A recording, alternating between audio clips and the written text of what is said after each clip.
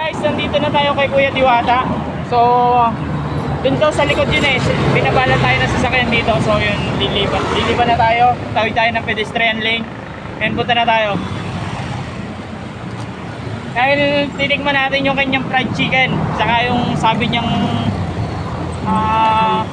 Paris overload ni Diwata. Dapat daw ay una daw yung Diwata Paris overload. Yun.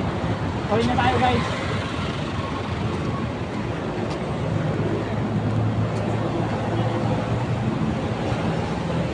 Pwede na ba tumuwi dito?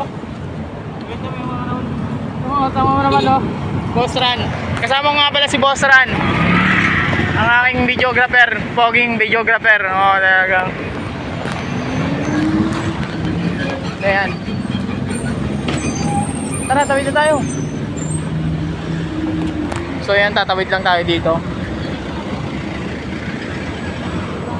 Hindi tayo makatawid kasi madami pa sasakyan. Tara na, tawid na tayo. Men, nari po, jeep. Tara na men. May traffic po. Ayan o, kasagsagan tayo. Pupunta kay Diwata o Paris overload na yan. Ano ba yung street? Oo.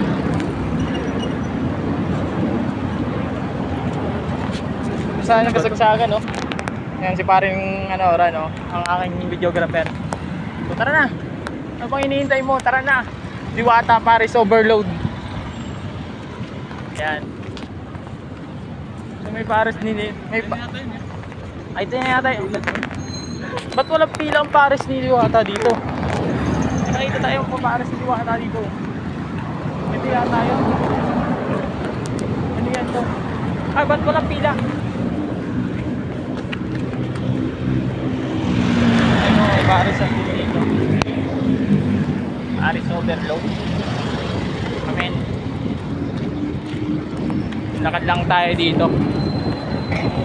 Saan tayo nakapunta? Ano tayo dito boy? Hanapin natin ang Diwata yan. Kung ano yung hiwaga ni Diwata dito. Kaya hindi ka nagtatanong. Or GSYS lang daw yun. Dito nga, GSYS. Ayan o, dami sasakyan o. Ayan. Manila buhay.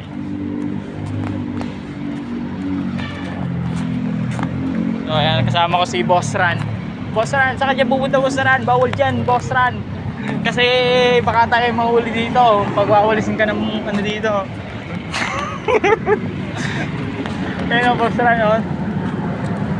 Ano masasabi mo, nandito ka ngayon sa malapit na sa parisan ni kuya mo, Kuya Diwata mo?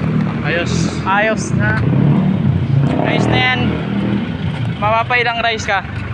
Isa lang? Isa lang, gag. Ito na nga. Ito na yata yun. Ay, dito.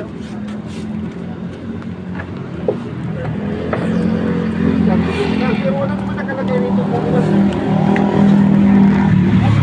Kanina yung tangkaro dito guys.